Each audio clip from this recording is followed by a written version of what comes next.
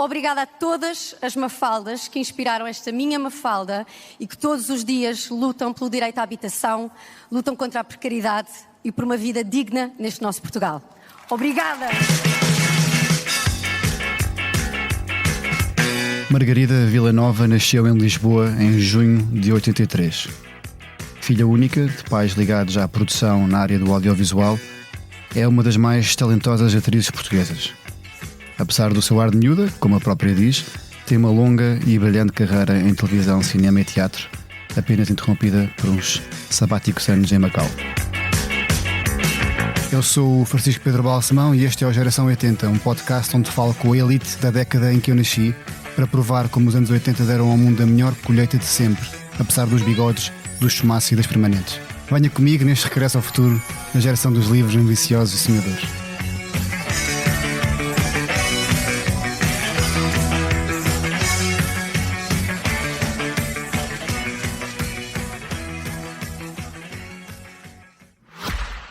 Como caracterizamos uma boa performance? Muitos diriam que é conseguir dizer tudo antes mesmo de falar. A convidada de hoje faz isso mesmo e tem levado isso a palco. A peça, à primeira vista, esgota salas e deixa plateias sem palavras. E, de facto, não há nada como à primeira vista. Por isso, convém cuidarmos dela, da vista, digo. Na Optivisão, afinamos o seu olhar para que nada se perca. Nem à primeira, nem à segunda, nem por aí adiante. Marque já o seu exame visual em optivisão.pt. Optivisão, porque não há segundas oportunidades para um grande olhar. Margarida, olá. Olá. Tudo bem? Bem-vindo. Tudo bem? Bem-vindo ao podcast. É muito bom ter-te aqui. É uma honra. Olha, a partir desta minha introdução há aqui muito para desenvolver, aqui estas 3 a 4 linhas. E eu ia te perguntar, se calhar não estás à espera, és filha única? Sou. Reveste naquela imagem dos filhos únicos que são mais mimados porque têm a atenção toda dos pais? Eu acho que fui muito mimada, mas porque cresci rodeada de muito amor. E é uma coisa curiosa agora que tenho filhos, de conseguir distinguir o que é ser mimado no sentido do caprichoso e o ser mimado de encher uma criança de afeto e de amor. Mas eu tive uma educação relativamente dura. A minha mãe era muito exigente comigo, então eu lembro sempre, acho que a frase que eu mais me lembro de infância é: não é não. E eu a partir dali não argumentava mais.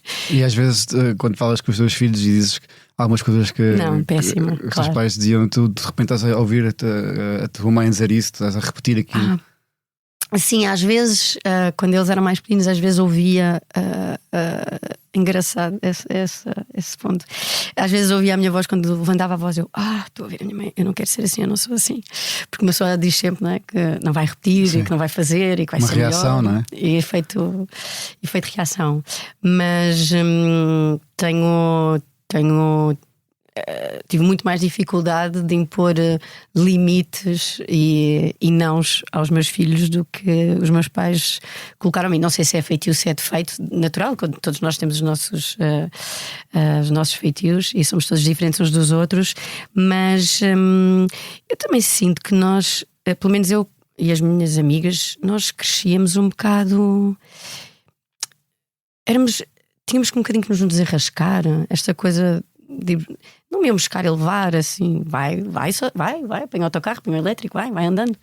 E havia um sentido de responsabilidade e de independência também muito, muito maior, acho eu, nessa altura que eu cresci. Mas hoje em dia somos mais protetores enquanto pais, não é? Acho que sou mais protetora acho que sou mais protetora com os meus filhos. Também porque não tinha irmãos, não é? Eu sempre quis ter irmãos a vida toda. Pronto, depois eu desisti. Depois encontrei os benefícios de ser filha única e de ter a atenção toda para mim. E depois, mais tarde, quando chegamos à idade adulta, as dificuldades de ser filho único e de ficar tudo à nossa responsabilidade, nomeadamente quando os nossos pais têm questões de saúde mais complicadas e quando partem nos deixam. E então acho que esta coisa dos filhos únicos ou dos filhos é muito. Já passei por várias emoções e sensações ao longo dos anos, mas acho que sou mais protetora com os meus filhos, acho que sou mais permissiva. Acho que vem, vem de um lugar que é tentar proporcionar uma vida melhor que eu tive. A tentar dar-lhes acesso a mais, quer em termos de educação, de escolas, de campos de férias, de viagens, de aventuras, pronto. Mas eu tenho uma pergunta: tu tens filhos de 16 e 13 anos, não é? É isso? Neste podcast faço perguntas, mas são todas, a maior parte delas é mesmo também porque às vezes eu aprendo muito com os convidados, mas também não é só com coisas da vida, mas coisas práticas. Como é que é ter 2 filhos adolescentes? É um grande desafio. Acho que é o maior desafio da minha vida. Primeiro porque são 2 rapazes, com todas as coisas incríveis das relações que há entre os filhos rapazes e as mães. E adoram. Mais de andar à pancada entre eles? Ou? Não, eles andam muito à pancada entre eles, claro. Mas eu sou uma mulher. Sinto-me privilegiada, não só por toda a forma como eu cresci, como tudo aquilo que foi construído a pulso, com muito esforço, com muito trabalho, mas na verdade eu tive acesso e oportunidade. E eu quero que os meus filhos cresçam numa sociedade, ou num país, ou num mundo em que haja uma igualdade, um respeito, um sentido de limite, empatia, solidariedade, questões que eu para poder não é perpetuar, mas construir esse pensamento no futuro, numa sociedade, é em casa que essa educação começa. E sendo rapazes, eu sentindo que apesar de tudo nós mulheres, desculpa Francisca, eu mulher, ainda sinto vários pontos onde não temos as mesmas oportunidades, não somos tratados da mesma forma, não... Pronto, acho que é uma questão. E passas esses valores. E então tentar que assim, a minha maior filhos. responsabilidade é assim: eu quero que eles sejam uns homens do caraças. Eu quero que eles tenham uma admiração, não é só pela mãe, é por todas as mulheres. Eu quero que eles respeitem a mulher, a namorada, as filhas que eles tiverem, com todo o respeito e com toda a educação que qualquer ser humano, independentemente do seu sexo, deve ser e merece ser tratado. E depois, porque ao mesmo tempo eu sou uma mulher em que eles viram a mãe fazer tudo, não é? A mãe é multitasking, a mãe vai buscar, a mãe vai levar, a mãe trabalha, a mãe faz, a mãe acontece assim. Eles não se podem convencer que as mulheres são todas assim. Não, falta aqui. Eu quero que eles façam, que isto seja uma coisa que eles também façam 50-50. Não, eles também têm que levantar o prato da máquina, eles também têm que estender a roupa. Uma reação, neste caso, pela positiva, ou seja, viram a mãe fazer tudo, mas agora a reação é não. Claro. Não vou deixar que isso aconteça depois, né? Claro, que eles não repetirem, como eles repetem padrões, não é? Repetem aquilo que veem. E então estou sempre a dar um passo atrás, um passo à frente, um passo atrás. E depois, porque a sociedade está muito. É uma velocidade muito estonteante, sabes? Eu cresci, apesar de tudo, crescemos, nós tínhamos tempo para fazer coisas. O verão dobrava meses, os fins de semana, os fins de tarde. E hoje acho que é um aceleramento tão grande. E toda esta geração de telemóveis, de redes sociais, todas estas questões que são levantadas agora, entre os 13 e os 16, 18 anos, eu gostava que eles fossem saudáveis. E então este é um trabalho, um desafio constante. Também nos obriga a estar mais presentes em casa, a estarmos mais atentos, e as preocupações são outras, as prioridades são outras. É diferente como eles pensam de como eu pensava. E ter tempo e espaço para ouvi-los, para também respeitar a opinião deles, respeitar o pensamento deles. E onde é que nós nos encontramos aqui? Acho que os pais não são os melhores amigos. Acho que os pais são os pais. E então, entre brincar com eles, serem a minha melhor companhia, mas não perdendo nunca a minha autoridade enquanto mãe. Nós somos uns privilegiados porque essa questão do tempo, nós conseguimos, eu digo agora eu e tu, gerir mais o nosso tempo pela forma como estamos agora na vida e aquilo também que fomos lutando e alcançando. Por que é que eu digo isto? Digo que há muita gente que não tem essa possibilidade, e essa questão que estavas a falar de igualdade entre homens e mulheres, muitas vezes não é possível porque as pessoas não têm essa gestão, essa capacidade de gerir o seu tempo como outras, e deixam para as mulheres em geral, não é? Genericamente falando, muitas das tarefas que deviam ser partilhadas entre homens e mulheres. Concordas? Sim. Que isso também é um tema que devia ser mais endereçado? Já foi um bocado sério esta conversa, mas fomos por aqui agora. Olha, não, olha, calhou. Já volto.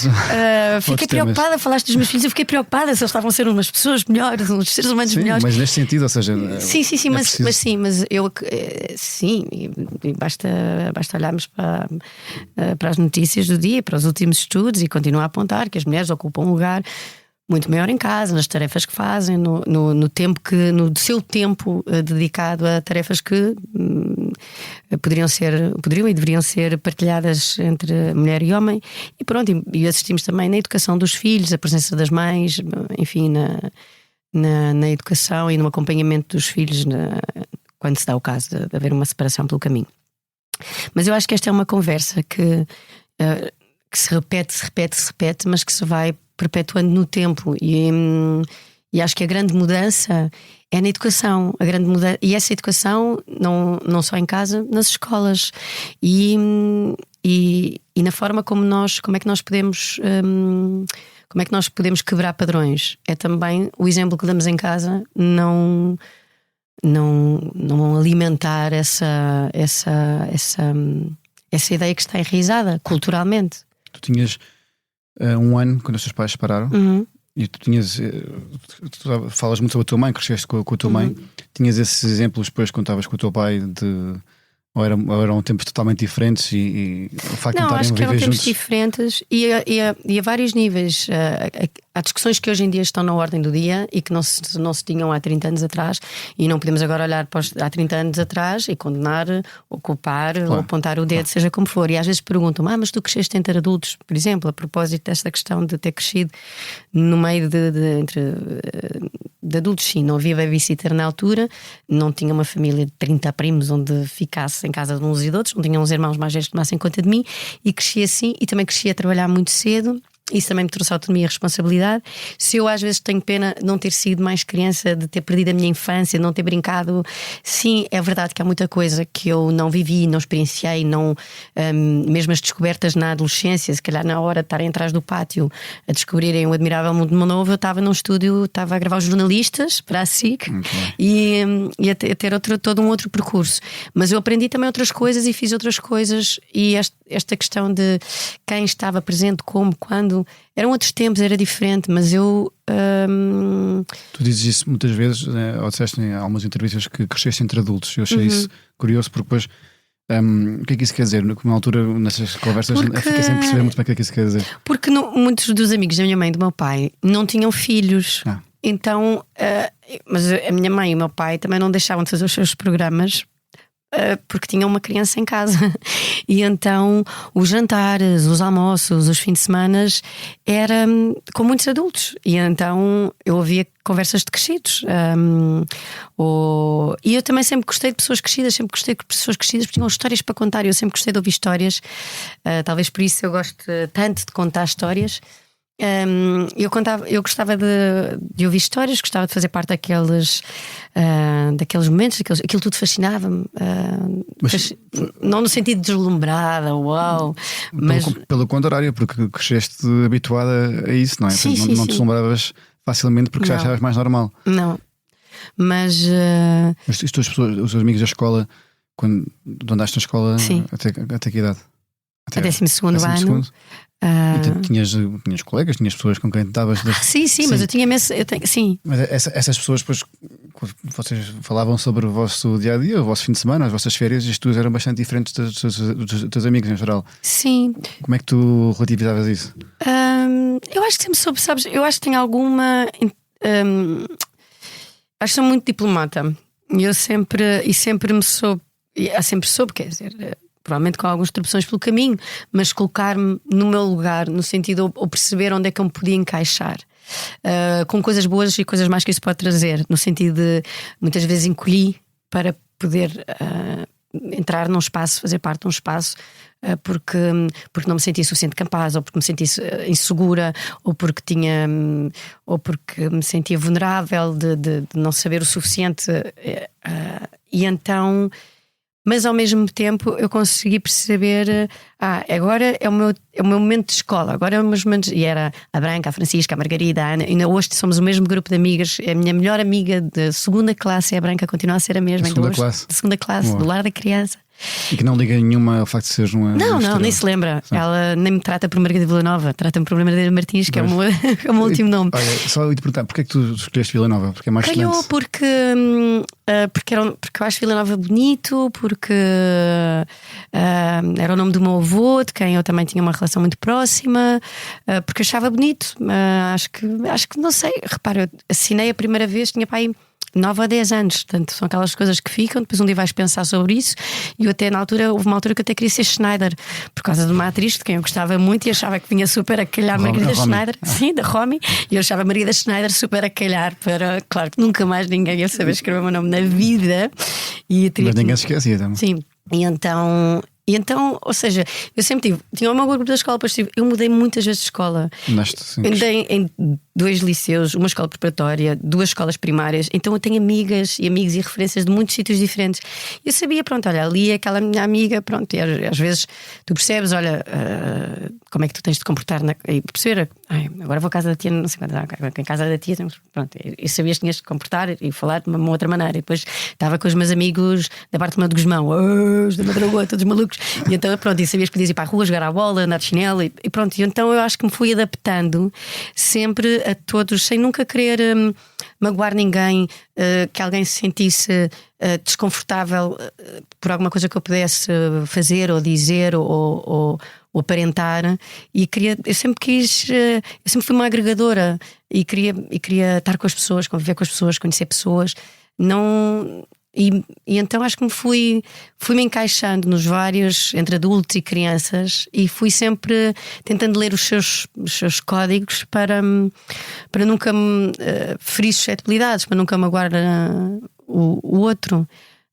E isso às vezes trouxe-me algumas chatices, que era às vezes esquecendo de mim própria pelo caminho e não estando a ser justa com a minha forma de pensar. Mas isso depois com a idade, felizmente, depois aos 40 e alguma terapia, isso passa.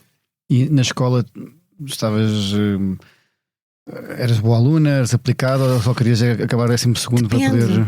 Eu só queria acabar. Eu queria ser crescida, eu queria ser adulta. Era o meu sonho, era ser adulta, era tirar a carta de condução, era ser maior.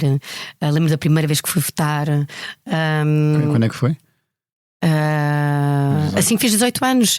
Nessa altura houve. 2001? 2000, será? 2001, então, 83. Sim, não me lembrei quando é que foram as eleições nessa. Mas marcou-te. Mas marcou-me. Foram as presidenciais em que ganhou o Jorge Sampaio. Pois foi! Google, pois foi! Obrigado. Pois foi. Obrigado, João Martins. Aqui Obrigada! João Google Martins. Pois foi. E então, então eu queria muito ser crescida. Tanto que eu fui viver sozinha aos 18 anos. Aluguei a minha primeira casa, fiz o primeiro contrato de arrendamento, estava super entusiasmada. Hoje que sou crescida, acho uma maçadoria ser adulta. Eu não percebo qual é que é a brincadeira de brincar aos adultos. Acho que é muito aborrecida a vida de adultos, e todas estas burocracias que implica ser crescido. Não falo das tomadas de decisão, mas da vida adulta. E acho que não tenho o síndrome de Peter Pan, porque acho que a vida não me permite. É a minha próxima pergunta. A vida não me permite, porque ao mesmo tempo sou focada, sou disciplinada, sou metódica a trabalhar. Tenho 2 filhos, sou super organizada, então não me permite andar a brincar às crianças.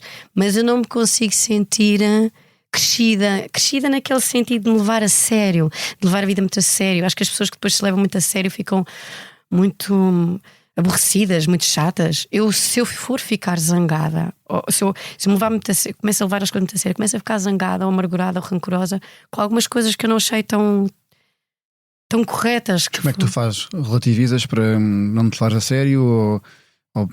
Relativismo, tento ver o lado, tento levar os dias e as decisões com leveza, tento não me. Por exemplo, pensar assim, ok, esta pessoa está-me a irritar, é ela que me está a irritar, ou sou eu que me estou a deixar irritar porque ela está a dizer uma coisa que me está a irritar. Ok, não dar demasiada importância a situações ou pessoas ou coisas que não me vão acrescentar ou que não vão acrescentar na vida, que eu não vou crescer com elas, e tentar aceitar estas dores de crescimento, porque são dores de crescimento. Esta coisa de andarmos aqui estes últimos 7 anos da minha vida foi uma porrada que não dá para acreditar. Eu penso, bom, depois disto também vou para férias, só pode. E então eu acho que o sentido de humor nos pode salvar.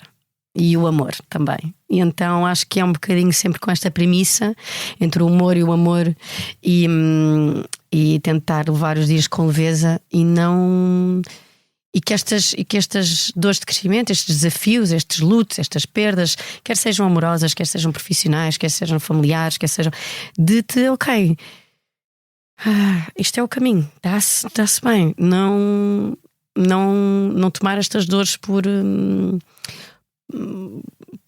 não tentaram carregá-las e não levar nada como garantido. Eu acho que eu já tive na minha alturas em que estava na moda de cima, na moda de baixo, já fui protagonista de novela, já tive contratos com exclusividade, já deixei de ter, já ganhei muito, já ganhei pouco, Então acho que também este carrossel da vida também já me mostrou que isto tudo da vida é um sopro, isto é tudo muito efêmero, e se andámos aqui muito angustiados já vivi muito angustiada e muito preocupada com o que os outros pensavam, ou de provar aos outros. Depois percebi que não estava tão preocupada em provar aos outros, mas a mim própria, porque era tão insegura e tão. Assim, não, eu só tenho que viver, caramba, calma, relaxa. E então é isso, é tentar aproveitar cada dia, aproveitar cada coisa. Claro que me chateio, claro que choro, claro que me irrito, claro que perco o controle muitas vezes, mas isso faz parte do dia a dia. Somos seres humanos. Faz-te humana, não é? É isso mesmo. Faz de mim uma pessoa, uma pessoinha, uma pessoa grande. Passaste por muito, como tu dizias, nos últimos tempos, e realmente é importante ver alguém como tu. Isso, obviamente que agora dizes o que quiseres e respondes a não esta pergunta, mas a verdade é que passaste por muitos, e o que é que pode dizer a alguém que pode olhar para ti como uma referência, uma inspiração para nestas situações que passaste de perda que passaste agora? Olha, o que te posso dizer é que tudo passa, e tudo passa mesmo. É incrível. Houve momentos que eu só pensava assim, mas como assim? Mas porquê que isto não está com umas. Este desafio é maior que eu. Isto é maior que eu. Isto não é ultrapassável. Isto não é fazível. Isto humanamente não é. Não dá para esticar mais. Eu não consigo mais. Não tenho mais. Não sou um polvo, não tenho tentáculos, não consigo ir a todas. E de repente, quando o tempo vai passando e tu vais digerindo e vais resolvendo e vais check feito. E vais fazendo e de repente tudo passa. E tu olhas para trás assim. Uau! Isto ia para melhorar, isto fica melhor. Claro que não pode não estar melhor a todos os níveis e em todas as frentes, mas passa. E às vezes nós também, estavas a dizer, és uma referência. Às vezes tenho medo quando dizem, tu és um exemplo, tu és uma referência, ou tu queres dar uma opinião.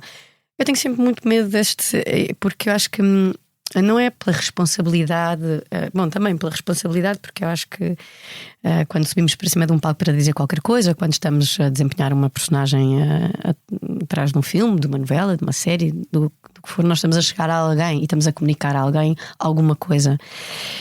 E então, sim, há que ter atenção naquilo que está a ser comunicado e partilhado.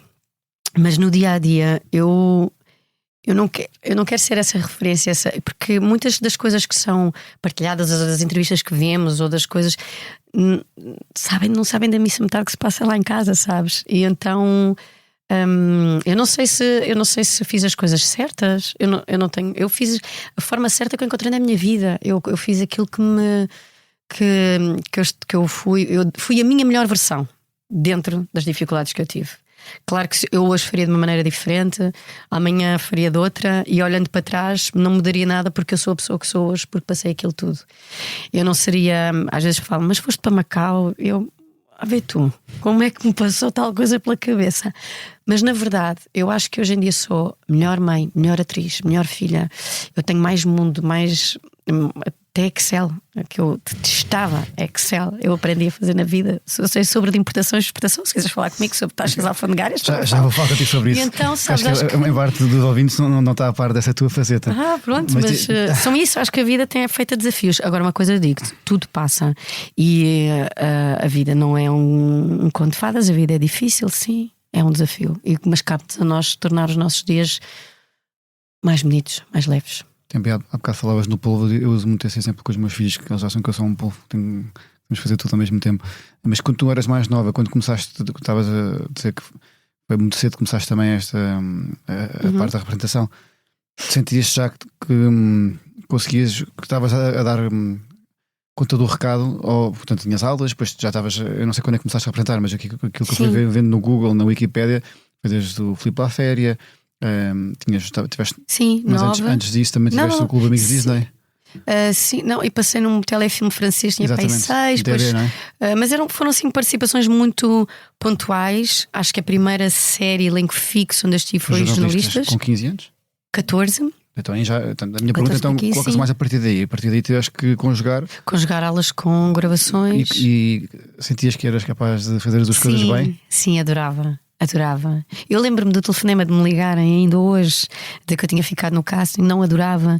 E os fins de semana e há bocado perguntaste-me se eu era boa aluna. Eu era assim na medida que, como eu queria ganhar e conquistar a minha independência, qual é que era a minha taxa de esforço, qual é que era a minha taxa de esforço que eu tinha que fazer para poder alcançar.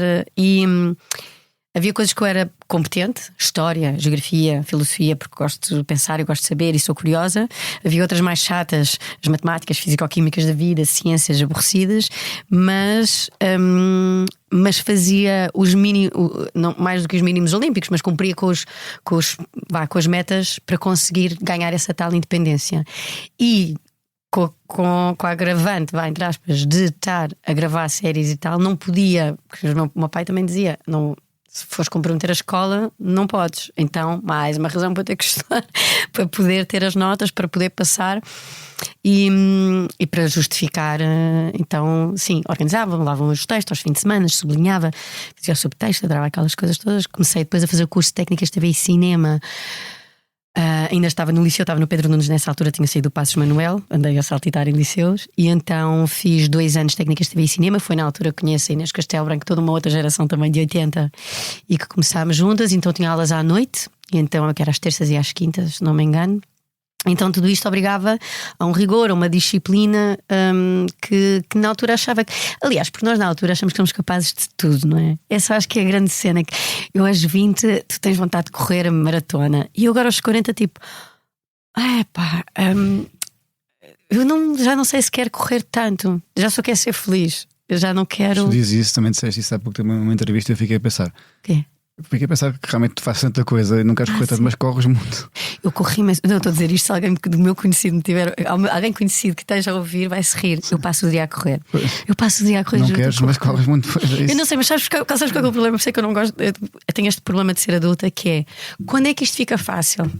Eu passo o tempo todo a perguntar, mas quando é que isto fica fácil? Quando é que chega aquela cor? Porque eu achava que era aos 30. Aos 30, bem, quando eu chegar aos 30 e depois aos 30 não vem nem. Pronto, ok, estás bem, mas financeiramente não estás onde achavas que ias estar, ou profissionalmente e não estás reconhecido no sítio onde achavas ou gostarias ou tinhas ambição de estar, ou profissionalmente não sei o quê, ou ainda tens tudo aquilo para fazer que não fizeste, ou os teus filhos não sei o quê, ou o teu casamento não sei quando, e de repente tem tantas coisas assim, isto não é aos 30, afinal aos 40, dá bem, então peraí, já te espero. Chegas aos 40 tipo já fiz a meia maratona, então assim, mas tu aos 40, mas quando é que isto fica fácil? Não, agora ainda tens que, e tu assim, mas é que é aos 50 é que eu nunca percebo quando é que a vida fica fácil, porque não fica, vai complicando, nem percebes como. Tu até queres facilitar a tua vida, até queres tornar aquela coisa simples, mas quando eram pequeninos é porque os filhos eram pequeninos, agora são adolescentes, têm os problemas dos adolescentes, depois agora quando não sei o que chegar à fase adulta, entretanto tu, pronto, já fizeste um casamento, já tiveste um segundo relacionamento, assim, então mas eu quero isto para a minha vida, eu já não quero mais,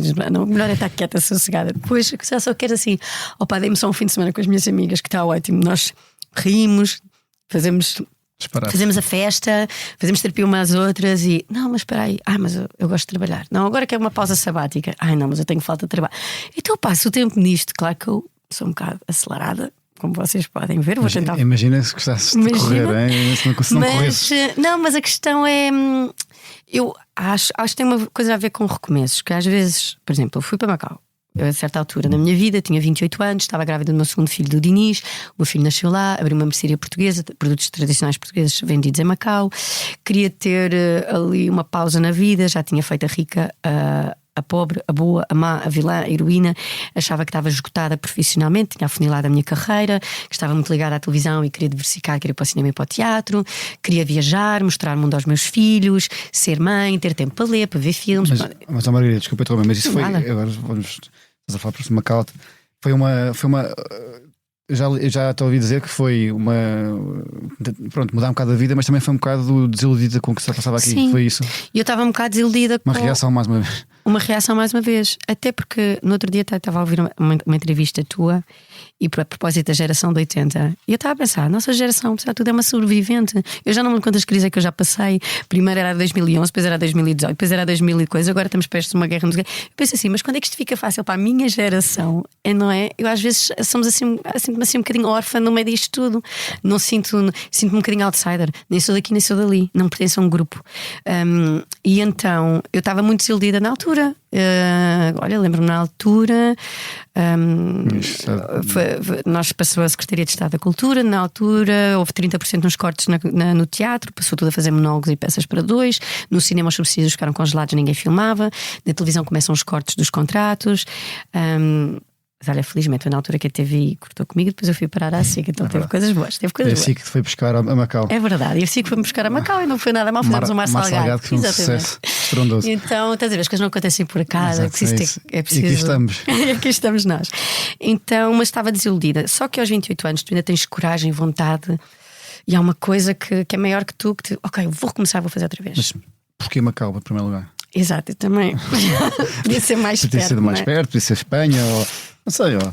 Não, mas o meu ex-marido tinha relações com Macau na altura, e porque eu adorava a Ásia, viajar na Ásia, achei que era um sítio muito. E queria viajar, correr o mundo, conhecer outras culturas, outros países, outras maneiras de pensar. Eu acho que quando nós viajamos percebemos que somos uma migalha neste mundo, e quando nós viajamos e vemos de facto.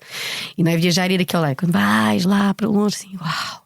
Isto é tão grande, isto é tão grande. E então isso dá-te vontade de continuar a viajar e de conhecer outras coisas. E a tua intenção quando foste era mesmo de fazer uma pausa, ou disseste, não, eu se calhar já não volto a ser atriz?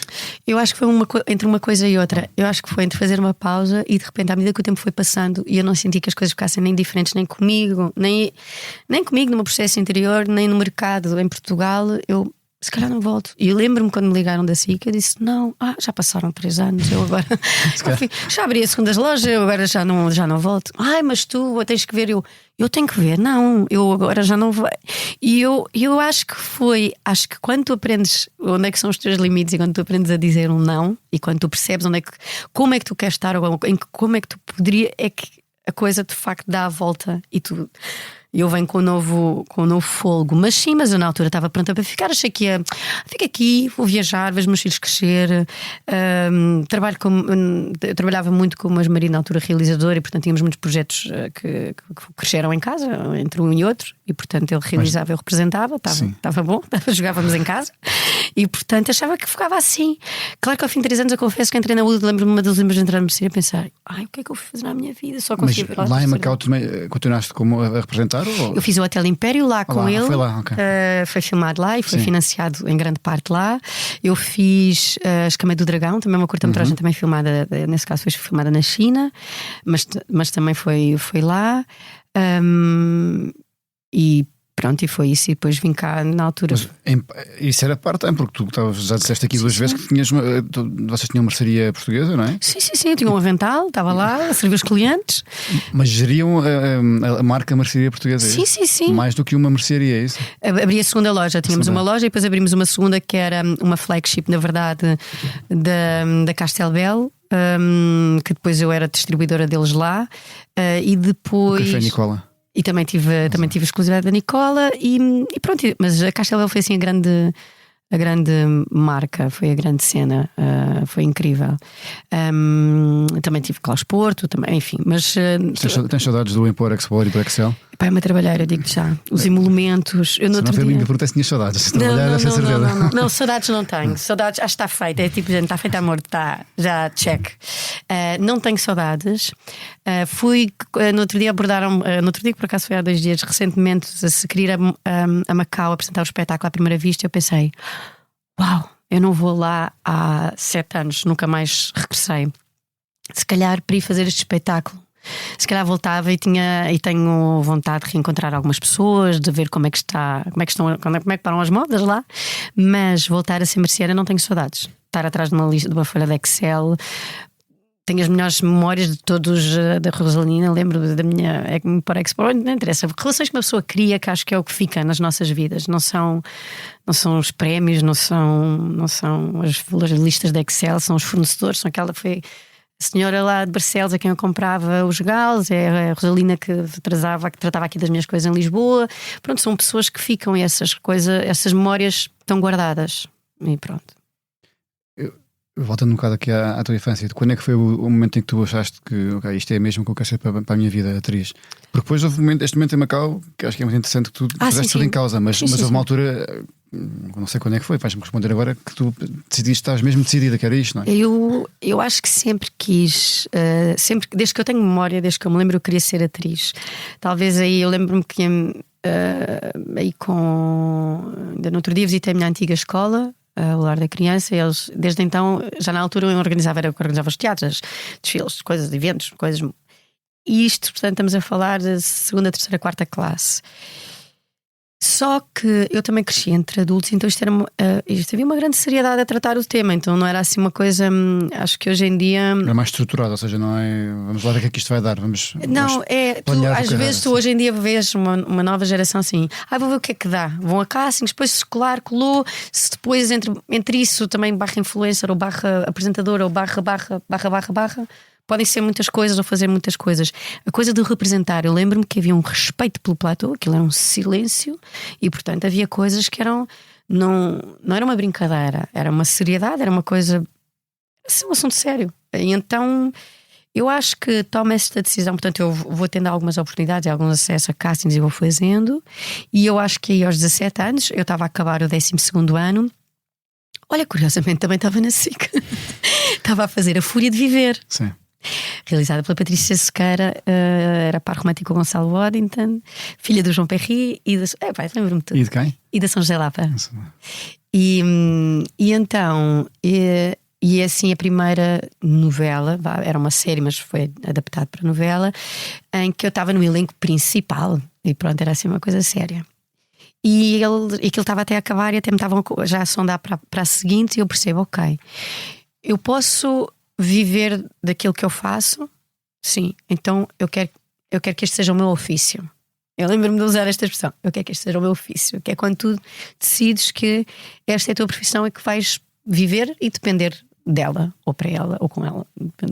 Mas então eu tomo esta decisão consciente aos 17 anos, porque eu acho que até lá, tu claro que podes, e com muitos miúdos, e eu percebo que é fascinante ter uma experiência, e porque, aliás, a expressão dramática em muitas escolas faz parte do programa curricular, não é? Porque faz bem à criatividade, aos miúdos, à segurança, à confiança. Então, até determinada altura, o que é uma boa experiência, e o que é uma aprendizagem, e o que é uma novidade, qual é que é o compromisso que tu queres assumir com a tua vida, de fazer aquilo em diante como a tua profissão, é outra coisa. E essa decisão eu tomo aos 17 anos. Por isso muitas vezes quando dizem, como tens uma carreira, não sei quem, mais ou menos, quando estamos ali a partir dos 18, que antes disso acho que não tinha maturidade para tomar uma decisão dessas. Tu disseste também que numa entrevista que quando falas para ti a palavra carreira sempre te custou um bocado. Achas mais que acho que é melhor dizer percurso profissional, não é? Sim. Vês-te a fazer isto para o resto da tua vida? Como atriz? Sim. Não sei. Eu não sei, porque eu acho que ainda no outro dia estava a comentar por acaso com uma atriz que agora estava a pensar candidatar-me outra vez à faculdade, porque quando me candidatei à faculdade ao AB para estudar Ciências Políticas foi quando fui chamada para a novela, então não tinha tempo porque era um curso online, eu estava em Macau, então queria fazer à distância. E pensei, pronto, olha, se calhar eu estou outra vez na altura que eu depois deste projeto, eu tenho que enquadrar só, depois deste projeto da primeira vista, isto foi tão desafiante, isto foi o maior desafio da minha vida, isto foi tão difícil, tão duro, foi um parto tão duro, foi um processo tão difícil e tão duro. Não foi atenção, eu tive as melhores pessoas do mundo à minha volta e eternamente agradecida ao Tiago Guedes, ao Luís Araújo, à Sandra Faria, toda a equipa da Força de Produção, mas foi mesmo. Como é que surgiu? Fui eu ainda por cima que tive, até achas normal. Acho, então isto é ideia ótima. Assim. Porque havia uma psicóloga, a minha amiga, que estava a trabalhar num grupo de consentimento e o que é há a fazer ou não, estratégias a adotar para sensibilizar novas gerações, blá blá blá. E ela sugere este espetáculo. E isso gera uma Mas nome. agora, para quem não sabe, vamos fazer aqui a publicidade. A Prima Facie é o nome do espetáculo que foi traduzido depois para português à primeira vista. E é um espetáculo que estreou em julho do ano passado no Teatro Maria Matos, em Lisboa. É um monólogo com a encenação do Tiago Guedes e é uma peça que trata consentimento. É uma advogada de direito penal, uma super advogada, que há um dia em que a vida lhe prega uma partida e ela, quando se vê no lugar da vítima, e ela como advogada de defesa, os papéis aqui se invertem e Não faças spoilers. Não vou falar, não vou falar mais, já estavam assim. Agora vou fazer um bocado também de publicidade. Está sempre escutado este espetáculo, que é incrível. As pessoas, como já disse, que foram ver, minha mãe e minha irmã, e que adoraram. E estás 1h30 em palco e acho que sais lá, acho que estás incrível e me sais completamente escutada, não é? Obrigada. Sim, saio um bocadinho cansada, mas é um espetáculo que eu tenho prazer em fazer. É 1h30 sozinha em palco. É uma velocidade estonteante. Eu nunca saio de cena, e eu tenho um débito um bocado acelerado a falar. Então, de facto, há muita coisa que é dita em cena durante aquela 1h30 e de facto é muito comovente chegar ao final e a cada sessão estar escutado. Lisboa, a sala, eu tive ainda agora, terminei o último da digressão antes de retomarmos em setembro. Em Aveiro, 600 lugares, escutado, e a casa vem abaixo no final e assim, uau, isto é importante. E quando tu sentes que estás a fazer, quando tu vês que o espetáculo que estás a fazer, as palavras que estás a dizer têm uma repercussão no outro, tem um impacto no outro, de certa forma toca o outro, é para isso que eu trabalho. E então isso é muito comovente. E tu, às vezes, mesmo quando eu estou cansada, é tipo, uau, eu subi a maratona, isto valeu a pena, e estas pessoas estão aqui, isto means something. Sim, e felizmente, dadas as salas esgotadas e a pedido de muitas famílias, vamos voltar em setembro ao Teatro Maria Matos. De setembro a dezembro estaremos no Teatro Maria Matos e depois entre novembro e dezembro estaremos no Porto e alguns no país irei fazer digressões. E é um tema muito difícil. Não, é um tema difícil, é um tema muito sensível, é um tema horrível, podemos dizer assim. Mas imagino que também para ti interpretar este papel, obviamente que deve dar-te gozo, mas também te sentes um pouco essa responsabilidade. Desculpa voltar à expressão da responsabilidade, mas também por poder ser um pouco alguém que representa mulheres, neste caso, que foram alvo de abuso, de assédio. Sim. Sentes essa responsabilidade e muitas vezes antes de entrar em palco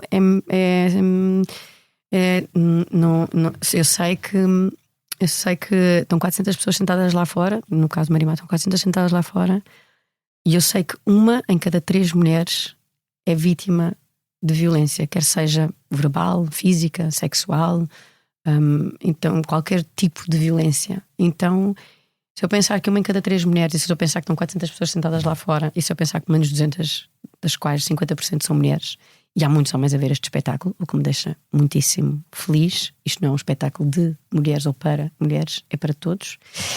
E eu sei que assim, há uma, pelo menos, a quem estas palavras vão tocar, ou 1 em cada 3. Vamos ser honestos.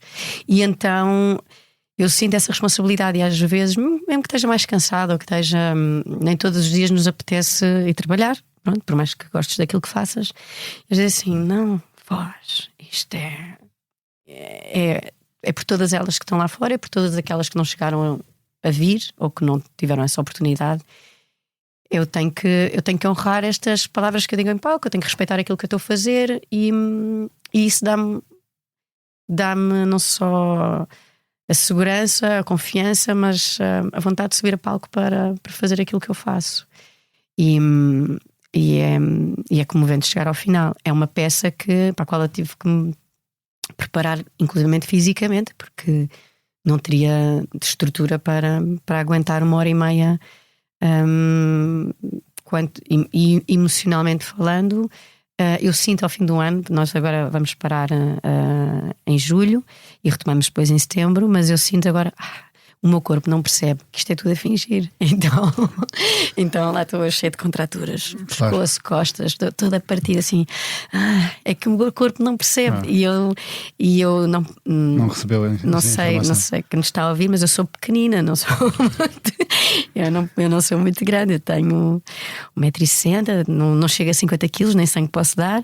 Então isto é assim uma tarefa, mas acho que este espetáculo que eu hoje faço é muito engraçado. Não estava a pensar nisso. A maneira como eu faço hoje é muito diferente da forma como eu fiz quando estreiei. O que este espetáculo me ensinou ao longo deste ano deve ter sido, não vou dizer o mais difícil, porque os últimos 7 eu vou meter-os todos num pacote, mas foi muito desafiante. O que é que fazes agora diferente do que compara quando fazias antes? A segurança com que subo para cima do palco. Eu não conseguia ter prazer a fazer o espetáculo. Para mim era tão difícil. Eu sofria todas as vezes que tinha que fazer o espetáculo. Sério? Sofria mesmo. Um estado de nervos. Eu chegava até atrás às 2 da tarde para fazer o espetáculo às 9 da noite.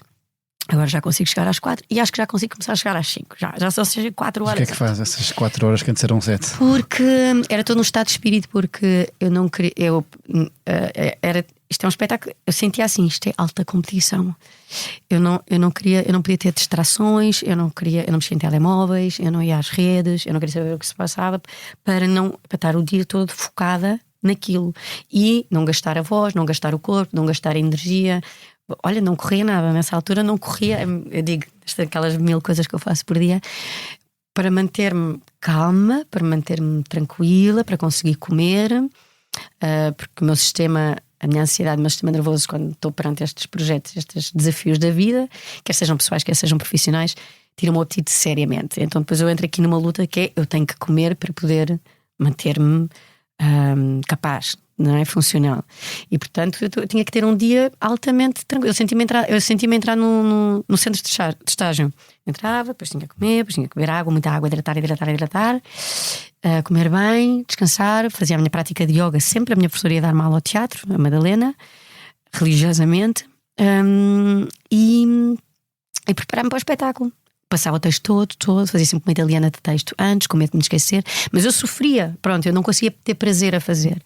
E depois, à medida que esses espetáculos vão passando, eu vou tendo essa confiança. Mas sobretudo eu acho que, quer queiras, quer não, eu sinto que a minha vida condiciona a forma como eu represento. Não é condiciona, é tudo aquilo que eu fui vivendo ao longo da minha vida. É uma mochila, que são ferramentas para tu representares, quer sejam boas, quer sejam más. Uma amiga minha com muita graça disse assim: ai filha, mas olha, ficaste ótima atriz.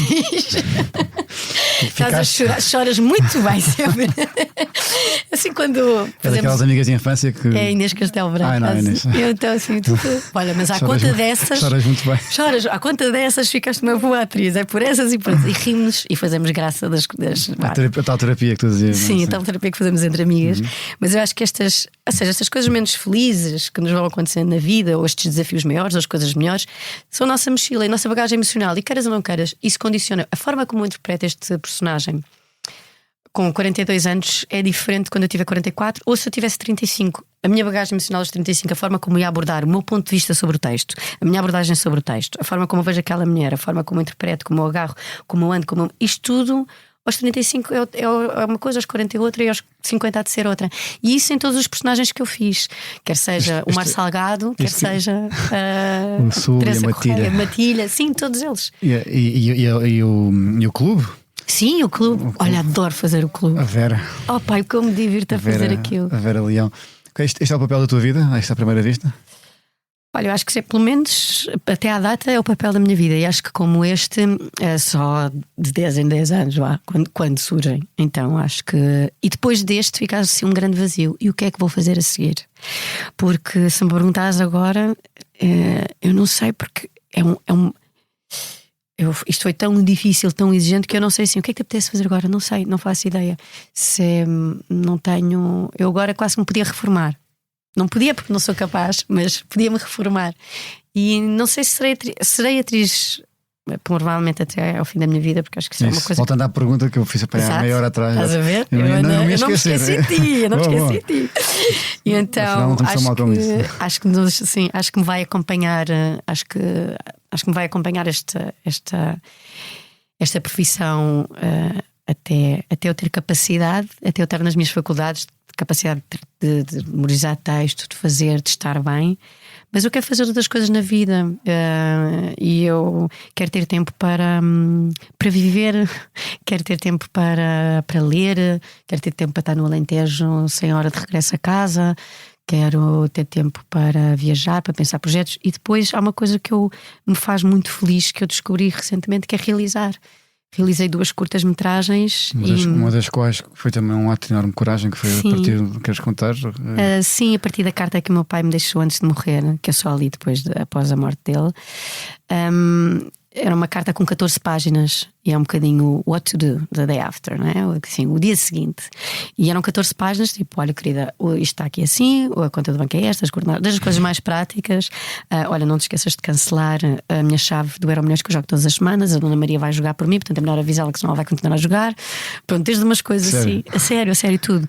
E depois coisas sobre mim, sobre os netos, sobre a família, mas muitas coisas práticas, desde a missa, a igreja, a cremação, não cremação, onde falar. Ele disse: eu tentei deixar pago e tratado, mas olha, na altura a senhora da Domingos Sequeira estava mal-humorada e eu não consegui, mas liga a profissão de más horas, mas aparecem sempre. Então, entre o humor com que ele escrevia a carta e um ato de amor, aquela carta é um ato de amor. E eu leio a carta assim, e outro comentem comigo: mas isto é uma curta-metragem, não tens noção. Espera, mas antes disso, deve ter tido também, como eu digo, um ato também de coragem de ler a carta em si mesmo. Sim, deve ter sido uma coisa. não, pois chorava cada vez que lia a carta, não é? Cada parágrafo. Pronto. E depois era engraçado, cada vez que lia a carta, já se passava mais um dia ou menos um dia, e há coisas que nos despertam atenção, há coisas que nós passamos, como um livro, como um romance, não é? Se nós relemos coisas que não tinhas percebido. E então cada vez, que engraçado, ele não se esqueceu disto, não sei o que, deixou a Martim, não sei o que, o relógio, não sei o que, a coleção dos berlindes, coisas assim. Acho que o teu pai tinha uma doença terminal, portanto. Sim, ele sabia que tinha um cancro, e portanto já sabíamos que a coisa podia não correr bem, e não correu. Mas portanto ele estava super preparado e ele era muito organizado. Eu acho que esta minha organização, este meu sentido, este meu lado de produção vem do meu pai, e acho que nisso somos muito parecidos na forma como estamos, como nos relacionamos com as obrigações, com as exigências, com as responsabilidades, sem deixar que falhe nada a ninguém, assumindo a responsabilidade de cuidar de toda a gente. Somos agregadores, então acho que e eu acho que conheço melhor o meu pai hoje do que eu conheci antes dele partir. E é engraçado como tu vais conhecendo o teu pai, pelas coisas que ficam escritas, pelas memórias que tu já tens maturidade. Já passaram 6 anos, mas com a maturidade que vais ganhando ao longo da vida, e como é que tu consegues olhar e descobrir naqueles silêncios as coisas que não foram ditas, ou personalidade, ou traços tão importantes dos teus. Pronto. Enfim, eu depois agarro na carta, tive 2 anos para chegar à ação, mas após 2 anos eu transformo esta carta numa curta-metragem e foi transmitida na RTP, que eu julgo que na RTP Play ainda deve estar disponível. Como é que se chama? P. Durante muito tempo chamou-se as 14 páginas, porque a carta tinha efetivamente 14 páginas, que depois tive que cortar mais de metade delas, claro, porque senão ficámos com uma longa. Mas Pedro, porque é P, é com um acento circunflexo, porque muitas vezes quando eu falava do filme, as 14 páginas era muito grande, e dizia o P, porque não conseguia dizer o pai e ficava esquisito. O Pedro também é um bocado esquisito, então Pera, como era tratado pela minha avó, pelo meu tio Johnny, pela minha tia Cristina, então portanto era a família, lá em casa era assim, e então ficou o P. Pronto. E eu descobri que sou muito feliz a realizar. Não sei se porque sinto que é verdadeiramente um trabalho de equipa, então cada ideia que eu tenho, eu sinto que todas as áreas, todos os setores acrescentam, e eu não estou a trabalhar sozinha. E eu, como atriz, muitas vezes sinto muito sozinha. Acho que é um trabalho muito solitário. No platô é um trabalho de partilha, de generosidade, de cumplicidade, de bater bola e nos ensaios, mas há um lado que eu acho muito solitário. Eu passo muito tempo a pensar nos personagens. Eu vou muitas vezes para a cama angustiada. Devia ter feito assim. Havia outra forma de fazer. Se eu tivesse feito. Então é muito inquietante. Para mim, ser atriz é muito desconcertante, é muito cansativo. E como realizadora, eu fico extremamente calma, extremamente objetiva. Eu sou muito prática, muito assertiva. Eu fico fascinada de trabalhar em equipa, de chegar o diretor de fotografia, de chegar o diretor de arte, de chegar a figurinista e toda a gente acrescentar. E tu vês a ideia a ser uma ideia que passou pela cabeça, tornar-se um objeto coletivo. E eu acho que a longo prazo acho que esse poderá ser mais o meu caminho. E conjugar isso com sendo atriz de novelas na melhor seção de todas. Sim. Claro, tu hoje em dia já não tens, que é assim, já não tens. Quando foste para Macau também disseste que era também para fugir um bocadinho disto das novelas, e disseste que nessa altura há um estigma, não sei se da tua parte, mas em geral em relação às novelas, hoje em dia há menos esse estigma em geral. É. Eu acho que hoje, bom, então quando eu comecei a fazer novelas era mesmo gritante. Eu nem era convocada para castings de cinema porque me diziam que respondiam-me categoricamente que eu era uma atriz de televisão. Então o meu percurso em televisão, eu não gosto de dizer que anulou, que impossibilitou, porque são escolhas, são caminhos e como te digo, faria tudo igual. Mas houve um caminho próximo do cinema ou no cinema que não me foi possível fazer porque fazia televisão. Hoje em dia, e no teatro também, assim como por exemplo o teatro dito comercial. Eu lembro quando fiz As Confissões de Adolescente, que fui produtora do espetáculo, isto com 18 anos. Coisa que não falámos sobre isso. É a minha vida. A tua vida, estás a ver? É por isso que vens aqui este podcast para fazeres uma recapitulação e vês como és fantástica. Obrigada. Foste produtora, não foste produtora, tu lançaste a tua própria produtora, uma empresa de produção. Chamava-se Magníficas Produções. Então pensei, se Maomé não vai à montanha, montanha vai a Maomé. E então, na altura, lá está, olha, com o dinheiro que ganhava nas novelas, produzi este espetáculo. Depois consegui alguns apoios privados, porque era um espetáculo comercial. De outra forma, não seria viável ter os ditos apoios do Estado, né? Os apoios, os subsídios, e então eu fiz esse caminho, mas depois na altura ficou um bocadinho, foi ótimo, aprendi imenso, e se abriu umas portas. Por exemplo, comecei a trabalhar, convidei o António Pires a certa altura para encenar o Por Uma Noite, porque adorava o trabalho dele. Tinha ficado encantada com o Dom Quixote, que tinha visto no Maria Matos, curiosamente, onde estou hoje, com o Miguel Guilherme e o Adriano Luz, e disse: quero trabalhar com o António. E depois, mais tarde, o António convidou-me e fizemos dezenas de espetáculos juntos. Mas assim como trouxe muitas coisas boas, produzir os meus próprios espetáculos, também era visto como: mas isto é teatro comercial, isto não é. E era visto assim com alguma desplicência, com algum desagrado, com alguma discriminação. Miúda, branca, produtora, teatro comercial, telenovelas, aquilo era tudo assim tipo: chute na tola. Isso, durante muitos anos, eu vivi um bocado irritada com esse rótulo. Hoje em dia estou muito apaziguada. Não devo nada a ninguém. Não peço desculpa por existir. Fiz o caminho que me foi possível fazer. Consegues já definir bem. Trabalhei para isso. Já não quero ser produtora porque já não quero pagar para trabalhar. Paguei muito e muitos anos. Portanto, já tive as aprendizagens e o caminho que tinha para fazer. Consegues definir também, antes de começarmos aqui a conversa, estávamos a falar os dois. Já consegues também tu próprio dizer: não, eu vou fazer o espetáculo à segunda e terça-feira para ter mais tempo para as minhas coisas. Acho que foi este espetáculo que me ensinou isso. Eu acho que, aliás, não vou sair de cena enquanto não aprender a palavra limite e não. Limites. Eu acho que esta peça me vai ensinar imenso sobre os limites, sobre o abuso. E o abuso que não estou só a falar, porque nesta peça claramente estamos a falar do abuso sexual, mas o abuso que há nas nossas relações, mesmo nas nossas dinâmicas profissionais. Onde é que tu te colocas? Porquê é que vais dizer que sim? Porquê é que estás sempre disponível para gravar? Porquê é que... não, peraí, tenho 2 filhos, também tenho uma vida, também tenho que... Então este espetáculo foi assim... foi uma grande aprendizagem pessoal e um grande trabalho de... Então hoje eu não sou a mesma. Acho que só saio de cena quando aprender a missa toda, a lição toda. Mas sim, eu hoje tenho outra forma, tento me colocar em primeiro lugar, tento perceber o que é prioritário na minha vida, o que é que me faz bem, que são coisas que às vezes nos esquecemos. E estou aqui a olhar para a mesa e não vejo nenhum objeto, estou a ficar preocupado. Não, esqueci. Aqui é um objeto, uma mágica, não, peraí. É um bocado como uma mágica, estou muito curioso. Não, estou a brincar. Então, é um baralho de cartas. Muito bem, primeira vez. Pronto, estás a ver? Sim. É a minha primeira vez. Porquê? Porque eu cresci a jogar cartas, na altura não havia telemóveis. O que jogavas? E então jogava crapou com a minha mãe, que é para 2, E eu, tinha que passar muitas horas com ela. E depois, mais tarde, comecei a jogar canasta com os mais crescidos. E então e depois na praia, nas férias de Moledo, joguei muito peixinho na praia. Peixinho, claro.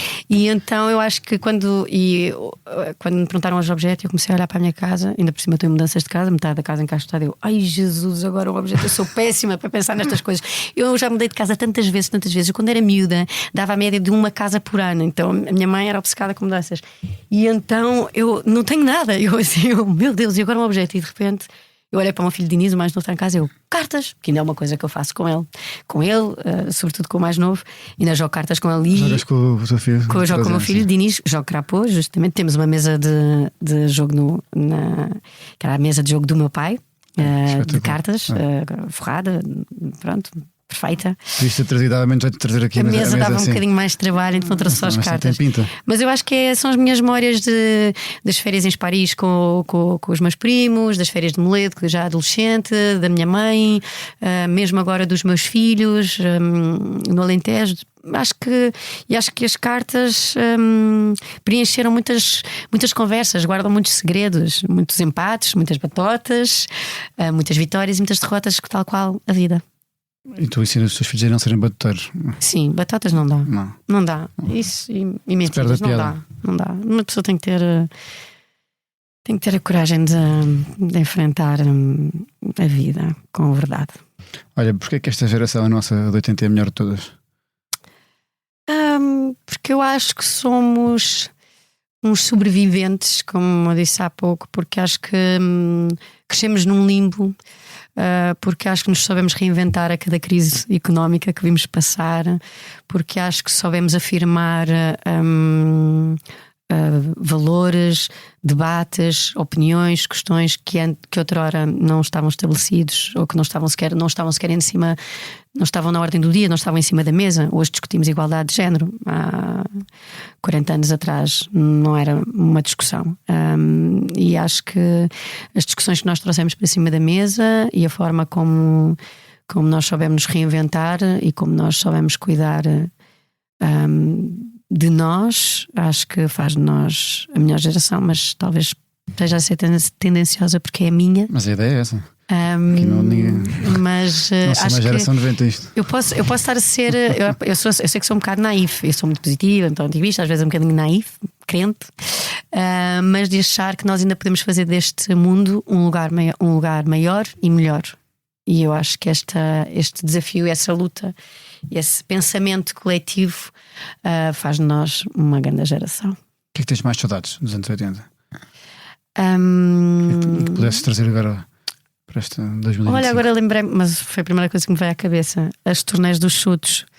Porque a minha mãe, porque uma relação, a minha mãe era casada com o produtor musical, teclista, então eu fiz muitas turnês dos chutos e portanto os chutos marcaram a minha infância, e eu fui muito feliz durante muitos concertos, muitos verões atrás deles. Muito bem, olha, acho que é uma boa maneira de acabarmos aqui em Chutes e Pontapés. Sim, é verdade. Da música aqui do nosso podcast. A nossa maneira. É isso, a nossa maneira, exatamente. Muito obrigado mesmo. Obrigada. Até à geração 80. Este episódio teve a sonoplastia de João Martins, produção de Mariana Oca Ferreira e fotografia de Matilde Fieschi. O grafismo da capa é de João Carlos Santos e a edição vídeo de Ana Isabel Pinto, com coordenação de Joana Beleza e direção de Bernardo Ferrão. Eu sou o Francisco Pedro Balsemão e, como diz a música dos Táxi, para que tudo continue sem parar, é fundamental levar a vida a dançar. Até para a semana.